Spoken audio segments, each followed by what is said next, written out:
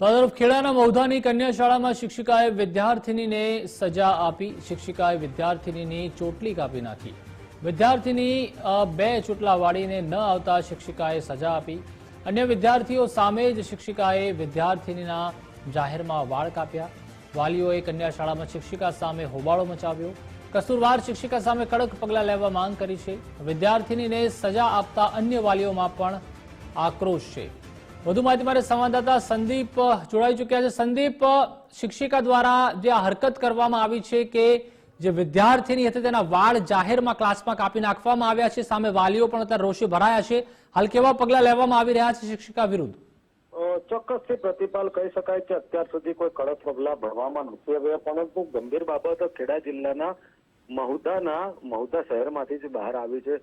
સમગ્ર મામલો છે તે મહુધા કન્યા શાળાનો છે, જ્યાં આગળ જે શિક્ષિકા છે તે જે વિદ્યાર્થીની છે તે બે ચોટલા ન વાળીને આવતી હોવાને લઈને તેના જે વાળ છે તે કાપી નાખવામાં આવ્યા છે અને જે ચોટલો કાપી નાખવામાં આવ્યો છે તેને લઈને વિદ્યાર્થીનીએ પોતાના ઘરે આ હકીકત જણાવતા વાલીઓ દ્વારા શાળાની અંદર હોબાળો મચાવવામાં આવ્યો હતો। સમગ્ર મામલે જે કસૂરવાર શિક્ષિકા છે તેની સામે પગલાં લેવામાં આવે તેવી માંગ કરવામાં આવી, પરંતુ ગંભીર બાબત ત્યારે કહી શકાય કારણ કે છેલ્લા 6 વર્ષથી અહીંના જ એટલે કે સમગ્ર બાબતની જો વાત કરવામાં આવે કે 10 વર્ષથી મહુધા તાલુકામાંથી જ જે શિક્ષક પ્રાથમિક શિક્ષણ સંઘના જે પ્રમુખ છે પ્રવીણભાઈ તે અહીંથી જ આવે છે અને અહીંથી જ શિસ્તના પગલાં લેવાની શરૂઆતની વાતો કરવામાં આવે છે, પરંતુ કહી શકાય કે ત્યાં જ જે શિક્ષિકા દ્વારા આ જે બીભત્સક વાત કરવામાં આવી છે અને જે વિદ્યાર્થીની પોતાની જો હુકમી દાખી અને તેનો ચોટલો કાપી લેવામાં આવે છે તેને લઈને ભારે ચકચાર મચી જવામાં આવે। સમગ્ર મામલે વાલી મંડળ દ્વારા હોબાળો મચાવીને કસૂરવાર શિક્ષિકા સામે પગલાં ભરવાની વાત કરવામાં આવી। સમગ્ર મામલે ડીપીઓને રજૂઆત કરવામાં આવી। હવે જોવું રહ્યું કે શિક્ષણ વિભાગ કઈ રીતના પગલાં લે છે, પરંતુ હાલ તો ચોક્કસથી કહી શકાય કે શિસ્તના નામે જે શિક્ષિકા દ્વારા પગલાં ભરવામાં આવે છે તેને લઈને ચોમેરથી તેની પર ટીકાઓનો વરસાદ થઈ રહ્યો છે। સંદીપ, એક બાજુ બેટી બચાવો બેટી પઢાઓની વાતચીત કરવામાં આવે છે, જે પ્રવેશોત્સવ છે શાળાઓમાં તે ઉજવવામાં આવે છે, બીજી તરફ શિક્ષિકાની કેવી માનસિકતા, પોતે એક સ્ત્રી થઈને એક જે નાની બાળકી છે જે એની એટલી જ માત્ર ભૂલ હતી કે તે બે ચોટલા વાળીને ન લાવી અને તેના જાહેરમાં ક્લાસમાં બધા સામે એક મજાક બનાવી નાખ્યો આ બાળકીનો કે તેના બે જે વાળ છે ચોટલા તે કાપી નાખ્યા। જે વાલી છે તેના તે પણ અત્યારે હાલમાં ગુસ્સામાં છે। શું શિક્ષિકા જે છે તેની માનસિક સ્થિતિ બરાબર છે કે કેમ, એની ઉપર શું કોઈ પ્રશ્નો ઉભા થયા છે?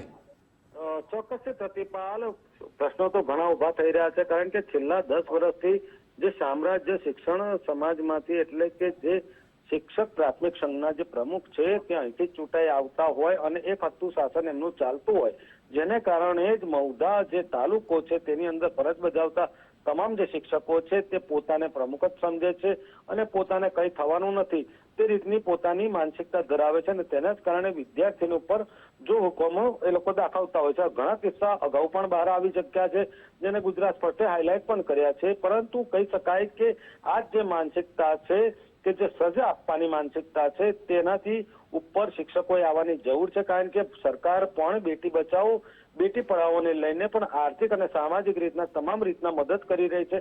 તેની વચ્ચે શિક્ષકોએ અમલવારી કરવાની જગ્યાએ આવા જે કડવા જે નિર્ણયો લે છે તેને લઈને શિક્ષકો અને શિક્ષણ પણ બદનામ થઈ રહ્યું છે।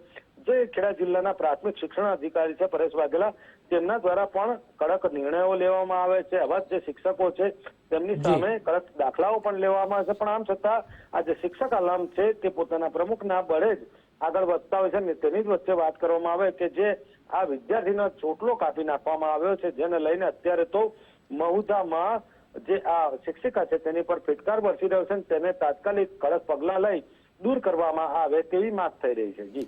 જી આભાર સંદીપ માહિતી બદલ। તો એક તરફ ગુજરાત સરકાર ઘણા પ્રયત્નો કરી રહી છે, પ્રવેશોત્સવ ઉજવવામાં આવે છે, પરંતુ બીજી તરફ આવી શિક્ષિકાઓના કારણે પણ નામ બદનામ થતું હોય છે।